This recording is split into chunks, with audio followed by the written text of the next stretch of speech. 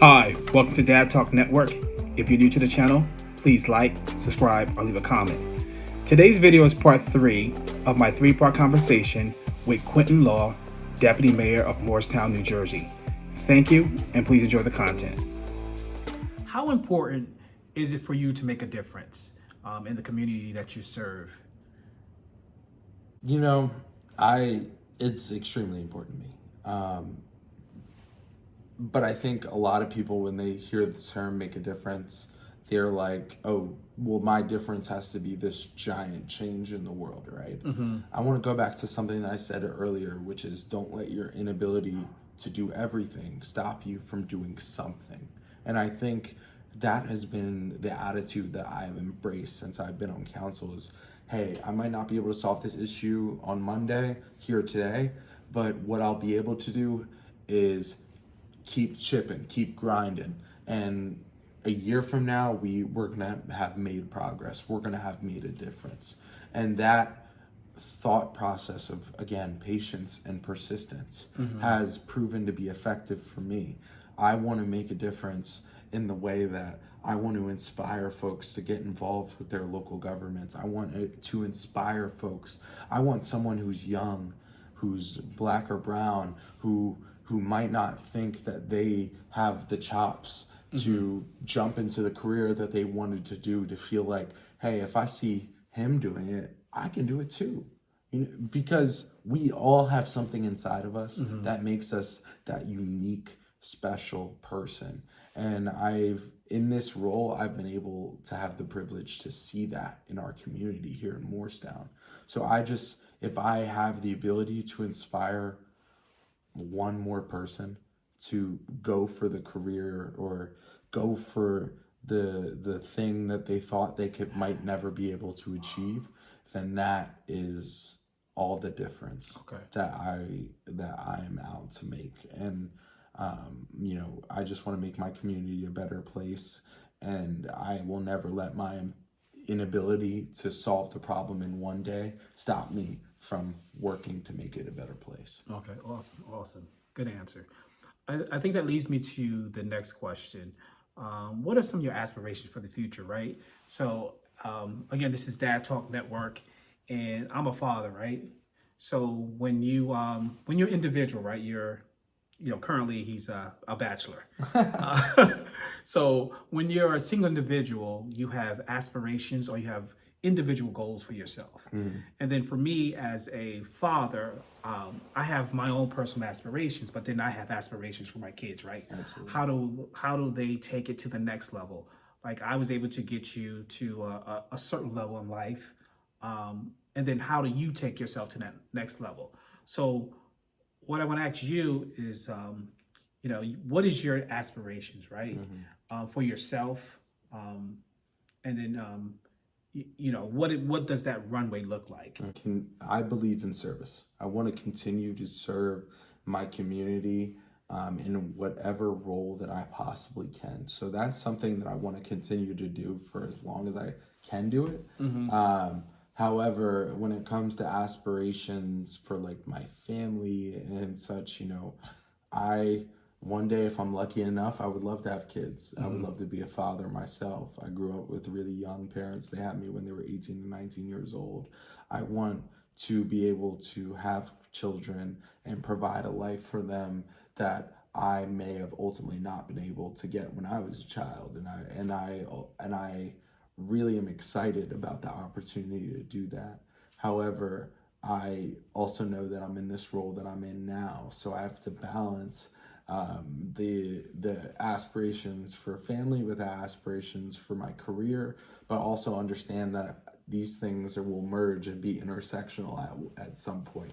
Now, I haven't really figured all that out, but I do want a family one day, and I just want to continue to serve my community in any aspect that I can. And if that's like as mayor one day, I would love to be mayor of Moorestown.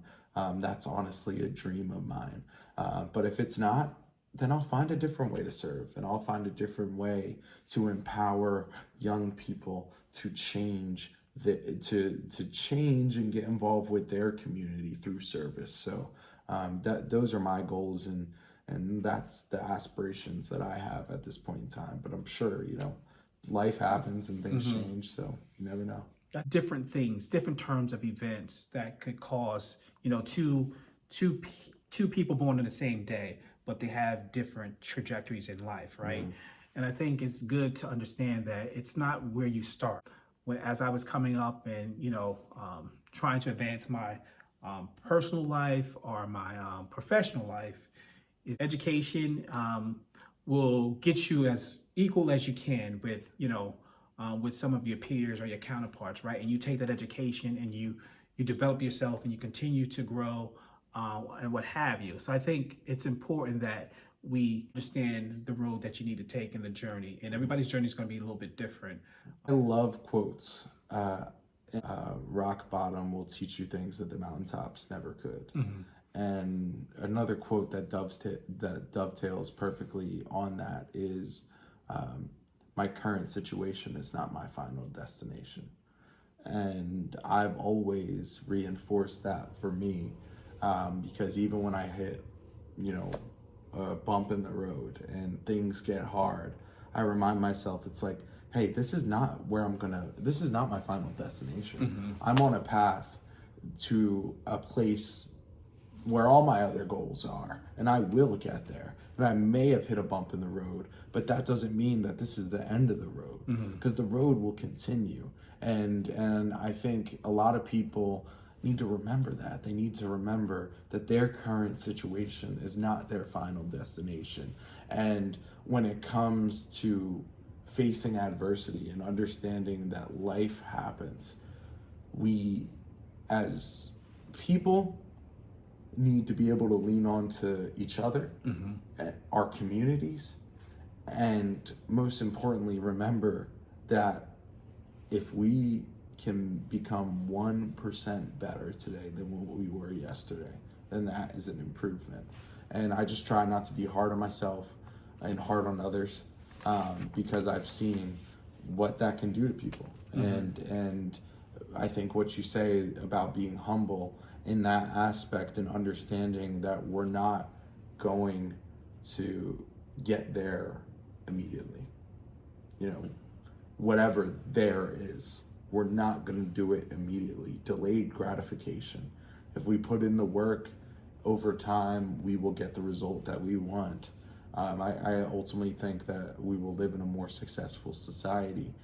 So I truly believe that's kind of like, those are my core values.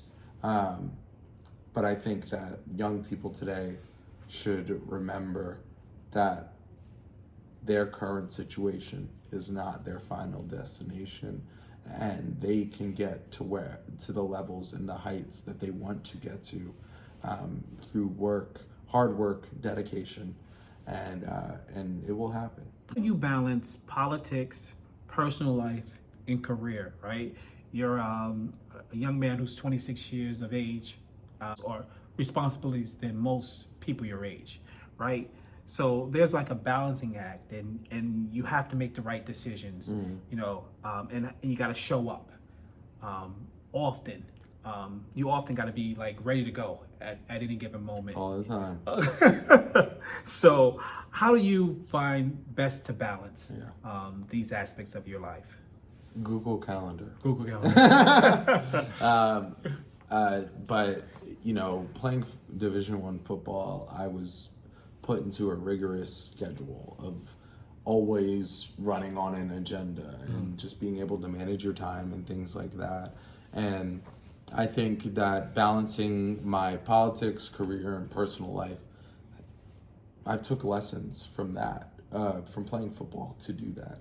And that's prioritizing, friends, family, and those interpersonal relationships that mean the most to you, making time for those.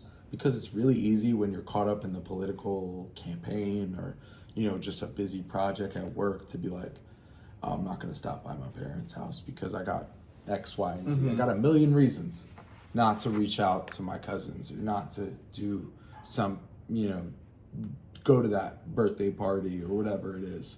But one of the things that I found in one of my New Year's resolutions actually this year was to prioritize the personal relationships in my life.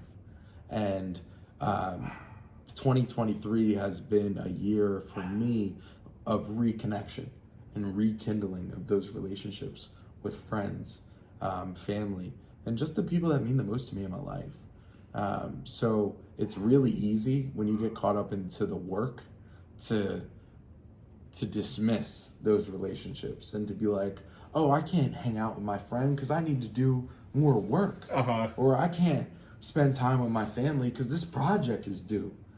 But no, you need to spend time with your family. You need to spend time with your friends because we're human beings and we thrive off of community and social interaction and being able to lean on each other, like I mentioned earlier. So I believe in taking time to do that. So when I manage my personal schedule, I make sure that I'm consistent about having time for friends, having time for family, but also having time to accomplish the goals in my professional life that I need to accomplish. Okay.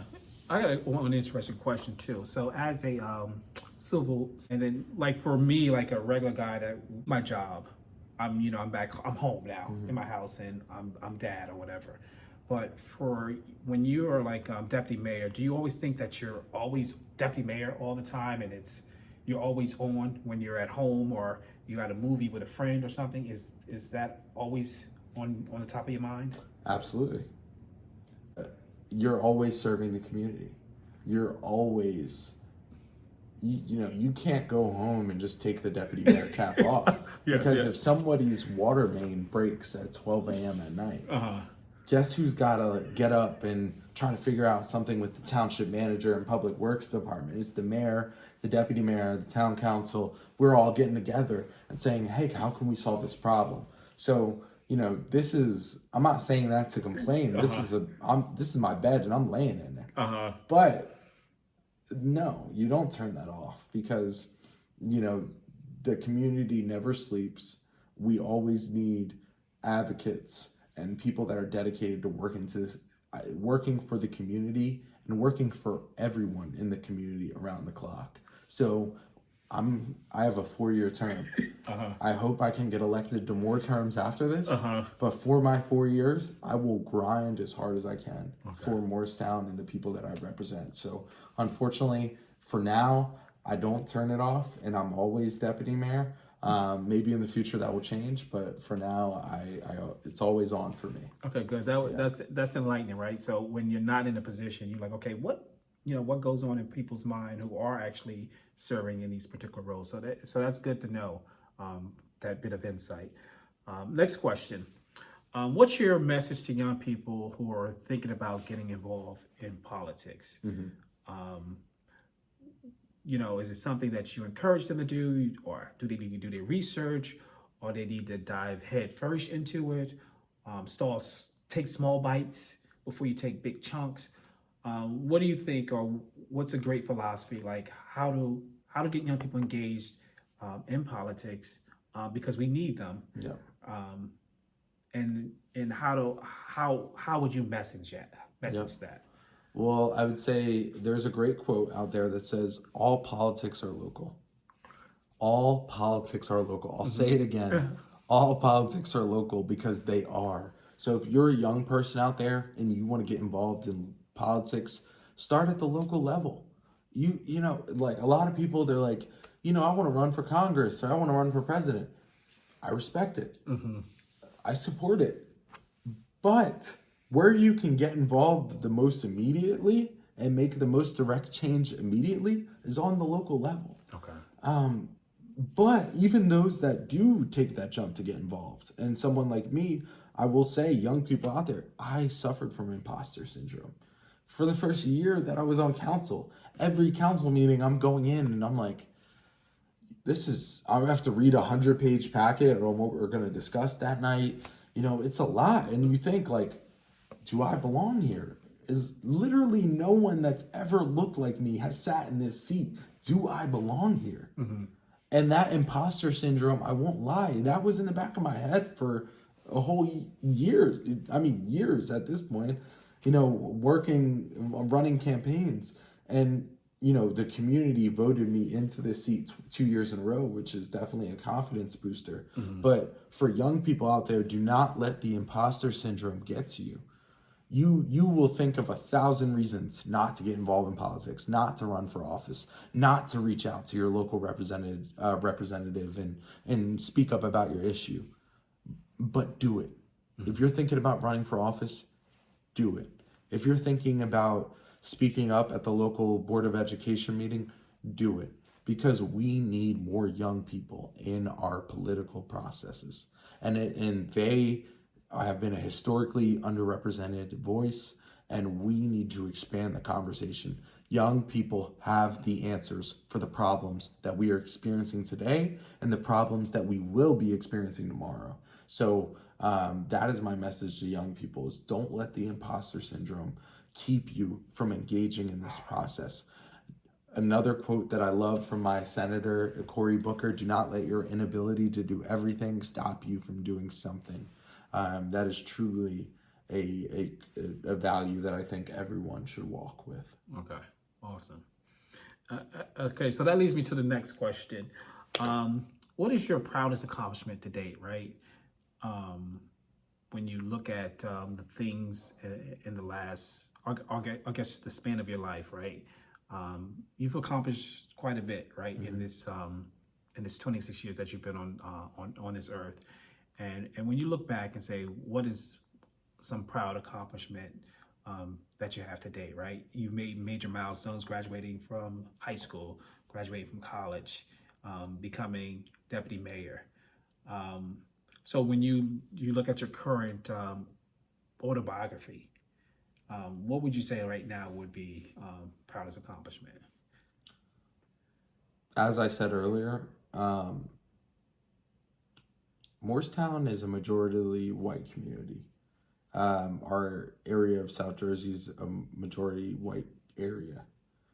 My proudest accomplishment is to be able to, when I'm speaking at an event and there's 200 people in the crowd, to be able to see my grandmother in the crowd that moved to Moorestown 50 years ago and took a chance on this community, to be able to watch me up there speaking about how we're going to make this community the most inclusive place that it can be.